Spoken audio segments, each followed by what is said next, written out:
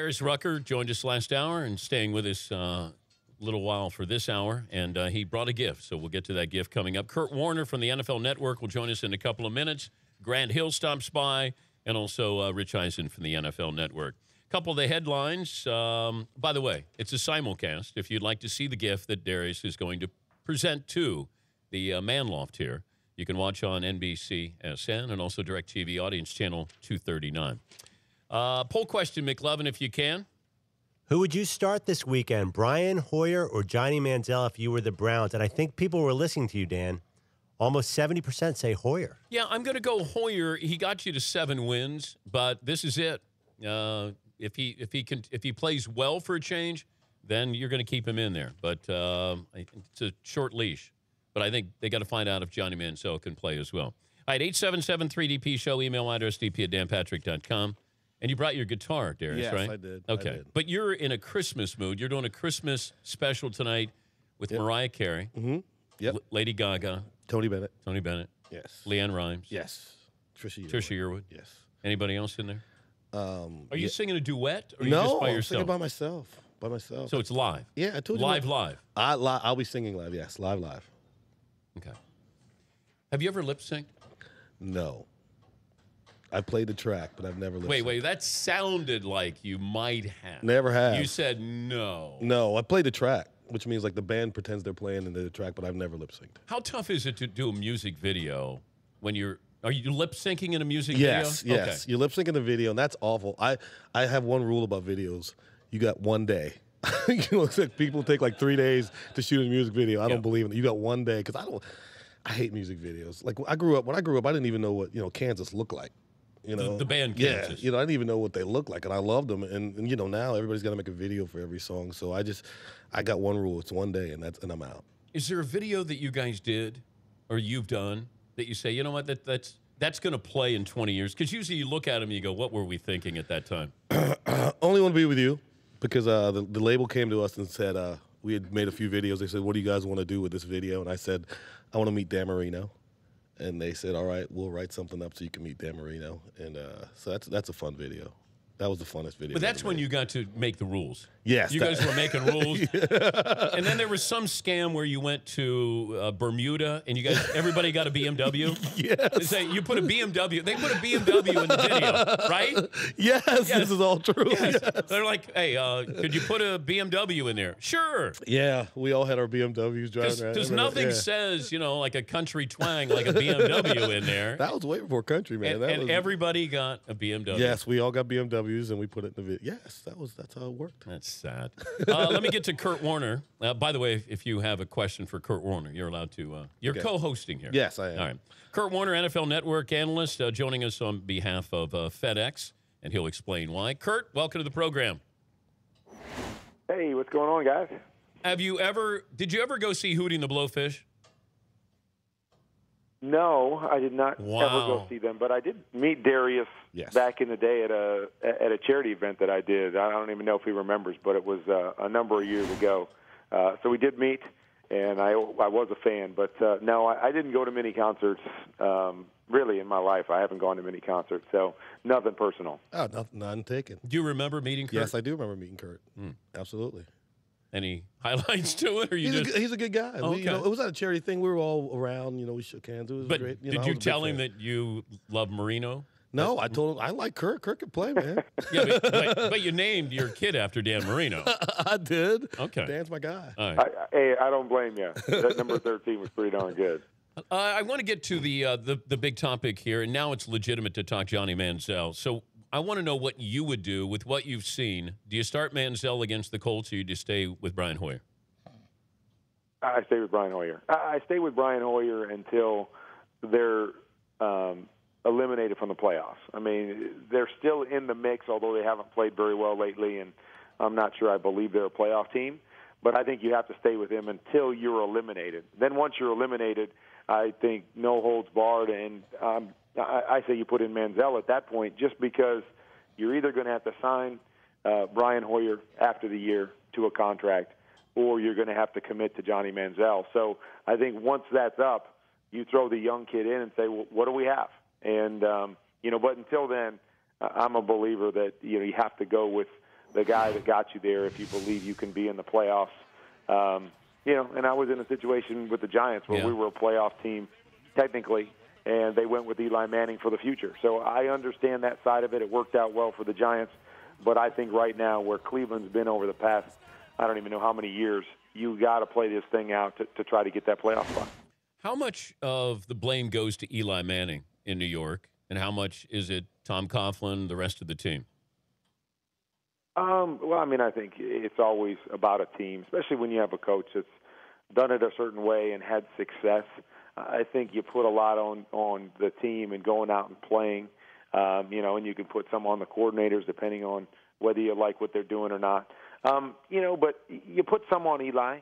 But the thing I love about Eli is he's always going to take that. He's always going to put the team on his shoulders and say, if no one else is playing, I'm going to go try to win this game. And he's going to go down swinging. And a lot of times that swinging is going to mean 5 interceptions and, the 20-some interceptions he threw last year. But what I love about him is he doesn't back down. He's a guy that say, hey, if I throw a bunch of interceptions, it's going to happen. But I'm going to do everything I can to try to make plays for this football team. And it's very tough as a quarterback when your team around you isn't helping you and you can't really lean on anything else and it's all about the quarterback. So he definitely takes some blame for that. But, that's the kind of quarterback I want. I want to go to battle with a guy that's going to go down swinging, and we'll take it on his shoulders if we lose. Explain the position now at quarterback, because I'm starting to read columns. I'm starting to hear opinions where this whole college spread offense, the read option, that's a thing of the past. That you're looking at these quarterbacks, and what are we going back to? We're going to the guys who pretty much stay in the pocket. And if you do run, you only run to extend a play.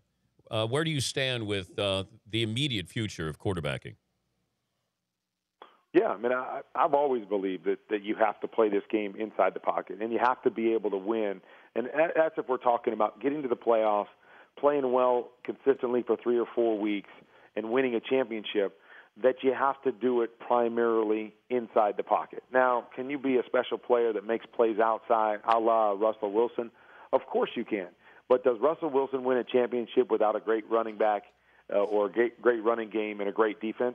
I don't believe so, because you have to make too many plays inside the pocket, and I don't think he's there yet. And so that's what we're seeing, I think, with these spread read option type quarterbacks is that, you can live and die by it a little bit, but you can't stay there and expect to win week in and week out or year in and year out with that kind of guy. You have to be able to read coverages and make the easy plays that are there to be made as a quarterback. And, I think that's the shortcoming of a lot of these guys is they've never been in a position where they've had to do that. So now we're asking them at the highest level, at the NFL level, now you've got to learn how to read defenses, get the ball out of your hand quickly, and make all those plays that, Peyton Manning or Tom Brady is making, but they've always played the position that way. And that's where I think these guys are behind the 8 ball and where you see these teams struggling with those kind of guys because they're playing, catch-up, but they're playing catch-up at the highest level, which is very, very difficult to do. Do you know your longest career run? I do not. 20 yards, 20-some yards? 23. Okay, there you go. I'll take it. Well, this is going to make you feel bad. Do you know Peyton Manning's longest run? No. Must be more than 23. 33. 33? Yeah. Did he do it when he was young? Tell me he did it when he was young. Well, I think it was his 3rd year in the league. I can't find any video evidence of it, but I had the NFL Network looking for it. I didn't start until I was 28, so I was already older and slower at that time. Are you faster than I started when I was 20. Kurt, are you faster than Peyton Manning right yes. now? Yes. Okay. I'm going to say yes. I'm not going to put that to the test. I'm not going to run a 40 against him, but I'm going to say yes. Tell me what you're doing with FedEx. Working with FedEx, and we've got a great sweepstakes to give away, a trip for 2 to the Super Bowl here in Glendale. So it's easy. All you got to do is ship with FedEx one rate between now and December 24th, and then get on the internet at NFL.com/FedEx. Enter your tracking number there, and you are entered in a sweepstakes to win a 4-day, 3-night trip out here to Phoenix in February, which is perfect time of year out here that you're not going to be cold, and you get to enjoy the big game. Nice. It's always good to talk to you. Yeah. Happy holidays if I don't talk to you in the meantime. Same to you guys. Good talking to you. All right, Kurt Warner, NFL Network analyst. You're my co-host. You didn't say anything. I was about to jump in, but you were too busy Oh, asking questions. well- you didn't even look at me and go, like you got something. You just go ahead and do your thing. I'm just No, I'm eye candy. You gotta hold. Oh, you are. You gotta hold up your finger to say, "Hey, I got." I had a great question, but you just kept going. What was your question? I was going to ask if he thought Ray Rice was going to play this year, and if so, where? Oh man. See, I had a great question, but of course, Dan's got to hog the show. But that's how you roll. Ray's not going to play this year. I think somebody who's in contention is going to sign him. But don't you think it's hypocritical that everybody was so outraged with what happened, but then you're going to get a team that goes, well, we need a running back here, so we're going to bring him in. That's the NFL. I mean, that's if you can play, you can play.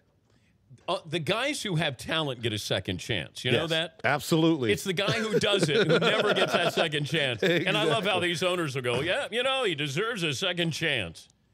Michael Vick got a second chance because he still had talent. Exactly. Yeah. If he couldn't play, he would not be in the league. Well, Yeah. All right. Did you bring your guitar? I brought my guitar. But are you playing what you want to play or what I want you to play? Well, you're going to want me to play a Hootie song, so, I'll play whatever you want, man. I'll play what you want. What do you want to hear? If I could play it. You got to remember I'm not. Oh, that's right. You didn't bring your I I don't have a band. It's just me. Your best cover song is what? An old U2 song. Is it better than Springsteen sang the other night? That was great. No. I thought that was great. You're crazy. I watched the whole thing. I was like, oh, my God. That was great. I thought it was great. I didn't feel like Bruce was able to be Bruce. It felt like he was yelling I disagree. because of the atmosphere. I thought it was Bruce. I thought that was great. I really did. I watched the whole thing, and I was just blown away. Have you met Bruce? Yes, once. Yeah, once. Did he know who you were? Yeah, because Steven's a friend, and Steven told him who I was, so he knew. Steven. Little Steven. Little Steven. Yeah. Oh, so is it one of those where he goes, Bruce, you know Darius Rucker of, used to be Hootie and the Blowfish? Exactly. Is that what it was? Exactly. Yeah. Exactly. And then Bruce said, oh, yeah. All right, we'll come back. Darius Rucker brought a gift in. We'll get the guitar all tuned up, ready to go.